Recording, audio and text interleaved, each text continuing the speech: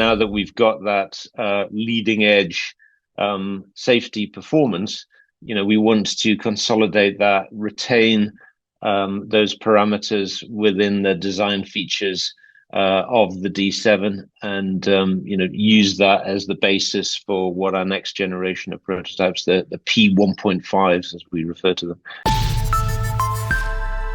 Hello, you're watching Proactive. I'm joined by Ilika CEO Graham Purdy. Graham, very good to speak with you. And you've reached another milestone with your Goliath batteries. That's the D6 milestone. Tell us more about that. Yeah, hi, Stephen. They're coming thick and fast at the moment, aren't they? It doesn't seem that long ago we were talking about our D5 milestone. But yeah, the D6 milestone is really exciting for us because actually it's the first time that we have built and tested 10 amp hour cells.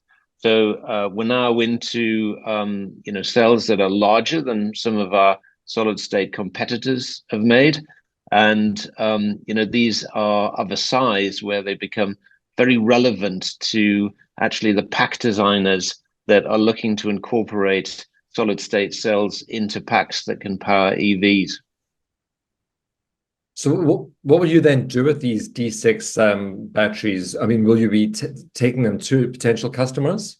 Well, actually, the D6 milestone is an internal testing milestone.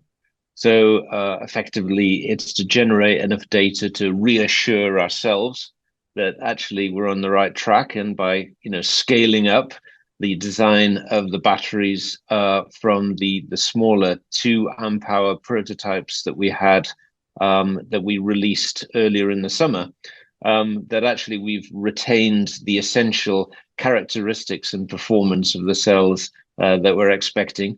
And then we'll move on to our next milestone, which is the D7 design freeze that we mentioned actually in our press release this morning.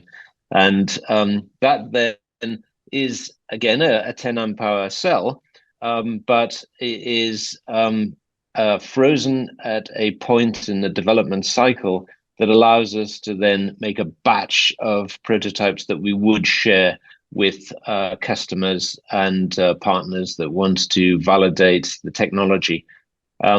So yeah, the next D7 milestone is a short step from where we are now, but very important in terms of really just banking the progress that's been made and making sure that we have a design point that we can refer to for the batch production of what will literally be hundreds of cells that we make for further testing and sharing of these prototypes with customers. Graham, we discussed the safety data for the D5 prototypes, which you announced last month. Will you be applying the same safety test to the D6 and then ultimately the D7?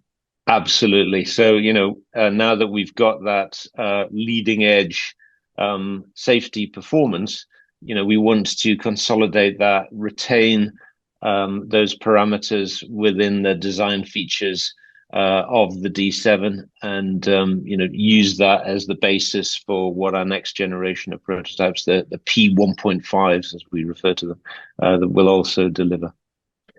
So Graham, could you lay out your 2025 development roadmap for us?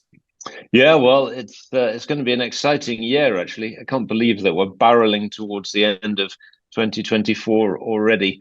But clearly, we've got that D7 design freeze in Q1, and then we will be, sending out the P1.5 prototypes in Q2, so towards the middle of the year, and then we'll be building on that towards the end of the year with our MVP, our minimum viable product, which is what we call our P2 prototype, which actually is even 5 times larger than the P1.5s. That's a 50 amp hour pouch cell. So that's quite a significant amount of energy that is contained in that design of product.